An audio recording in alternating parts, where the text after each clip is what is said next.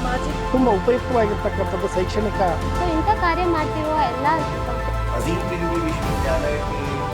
पाठशाला भीतर और बाहर के उनके पास बढ़ावा देने का और शिक्षा के को बेहतर करने का ಆದರೆ ಶಿಫಾರಸಲ್ಲಿ ಇನ್ನೊಂದು ಕನ್ನಡಕ್ಕೆ ಶಾಲೆಗೆ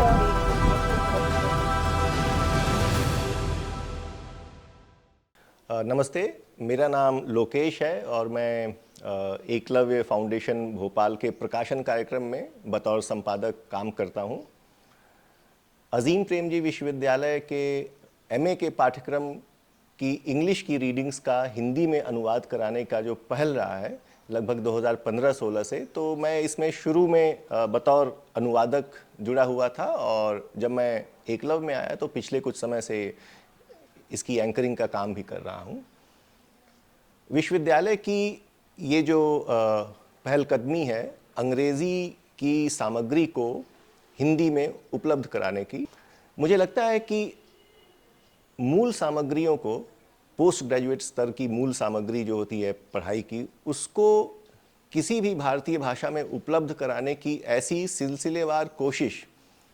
कम से कम हिंदी में तो नहीं हुई है। तो ये अपने आप में एक बहुत ज़रूरी काम है जो विश्वविद्यालय इस समय कर रहा है, और इसकी ज़रूरत इसलिए है क्योंकि जब हम पोस्ट ग्रेजुएट या उससे आगे की पढ़ाई की बात कर रहे हैं तो वहाँ पे केवल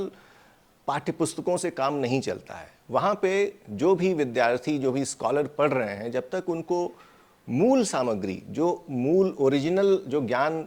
अलग अलग दुनिया के हिस्सों, अलग अलग हिस्सों में बनाया जा रहा है, जब तक उस तक नहीं पहुँचेंगे, मूल सोर्सेज तक नहीं पहुँचेंगे, तब तक वो उसके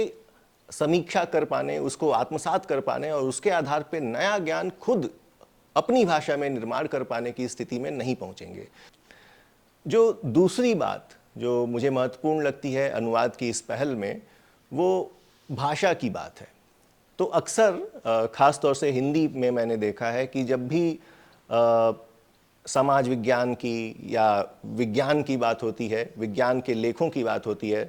समाज विज्ञान में कुछ गंभीर लेखन की बात होती है, तो पारिभाषिक जो शब्द होते हैं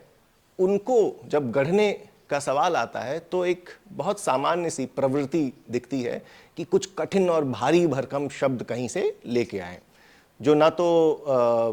आम लोगों की बात छोड़िए, पढ़े लिखे लोगों को भी कई बार समझ में नहीं आते हैं। तो इसकी बजाय, ये कठिन शब्द चुनने की बजाय, आम बोलचाल में, आम भाषा में जो शब्द चल रहे हैं उसको आधार बनाते हुए अगर हम पारिभाषिक शब्द बनाएं समाज विज्ञान में या विज्ञान में, तो उससे न सिर्फ लोगों की समझ बनेगी बल्कि उस अवधारणा को आगे बढ़कर उसके बेसिस पर कुछ नया करने का रास्ता भी खुलेगा। तो ये भी ज्ञान निर्माण से जुड़ जाता है ये मसला भी, कि किस तरह की भाषा और किस तरह की शैली का इस्तेमाल हो रहा है, क्योंकि इससे हम ये तय करते हैं कि ज्ञान का लोकतांत्रिकरण होगा कि नहीं होगा। तीसरी महत्वपूर्ण बात जो इस पहल में मुझे दिखी वो है अनुवाद की गुणवत्ता पर खास ध्यान देने की बात, क्योंकि कई बार ऐसा होता है कि अनुवाद आता है प्रकाशक के पास, प्रकाशक उसके व्याकरण को देखते हैं, स्पेलिंग मिस्टेक्स वगैरह देखेंगे और फिर किताब मुझे लगता है छपने को तैयार हो जाती है। अक्सर ये लोग भूल जाते हैं कि अनुवाद और उसके प्रकाशन या इस्तेमाल के बीच में एक और बहुत ही महत्वपूर्ण चरण है, और वो चरण है यह देखना कि अनुवाद मूल सामग्री से कितना दूर या कितना नज़दीक है। और ऐसा कई बार होता है कि मूल सामग्री में जो बात कही गई है या तो पूरी तरह नहीं आती, कई बार उल्टी बात आ जाती है या कटी फटी बात आती है। तो विश्वविद्यालय ने जो पहलकदमी ली अनुवाद की, तो इसमें अनुवादों की वेटिंग करना जिसे बोलते हैं, वह एक बहुत ही महत्वपूर्ण चरण है। तो यह सुनिश्चित करना कि जो मूल सामग्री में जो बात कही गई है वही बात हिंदी के लोगों तक पहुँचे, हिंदी के विद्यार्थियों तक पहुँचे। और ये बड़ी कमिटमेंट की बात है, क्योंकि अक्सर और आजकल गूगल ट्रांसलेट के ज़माने में ये प्रवृत्ति दिखाई दे रही है कि जो भी अनुवाद, जैसा भी अनुवाद उठा करके हिंदी या भारतीय भाषाओं के भाषियों को परोस दिया जाता है। ये एक तरह का, एक क्या कहें, एक किस्म का भेदभाव है कि हिंदी वालों को तो कुछ भी परोस दो। मुझे लगता है इस ट्रैप में ना फंस करके विश्वविद्यालय ने वेटिंग को जो महत्व दिया है वो बहुत ही महत्वपूर्ण पहलू है। और आखिरी बात इसमें जो मैं कहना चाहूँगा, जो एक तरह से चुनौती, क्योंकि मैं खुद एंकरिंग करता हूँ अनुवादों की, तो अनुवादकों की पहचान कर पाना, वेटिंग करने वाले लोग शामिल कर पाना टीम में, ये बहुत बड़ी चुनौती है। अनुवादक नहीं मिलते हैं और वेटिंग करने वाले तो और भी कम हैं। ये क्यों है ऐसा? इसमें हम कई बातें कर सकते हैं, लेकिन जो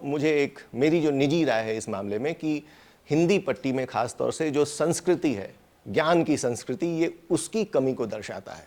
हमारे यहाँ अनुवाद का जो महत्व है उसको अब तक स्वीकार नहीं किया गया है, समझा नहीं गया है, बल्कि मैं ये कहूँगा कि अनुवाद अदृश्य चीज़ है हिंदी पट्टी में। दुनिया भर के ज्ञान विज्ञान को अगर हमको हिंदी में लाना है और उसके आधार पे और यहाँ की चीज़ों के आधार पे भी अगर नया ज्ञान रचना है, तो यह अनुवाद के बगैर संभव ही नहीं है। लेकिन यह सामान्य सी बात हमारे लोक विमर्श से और नीति विमर्श से लगभग गायब रहा है। अगर विश्वविद्यालय का प्रयास इसको विमर्शों में ला सके, लोक विमर्श में और नीति विमर्श में, तो शायद बहुत बड़ी उपलब्धि होगी।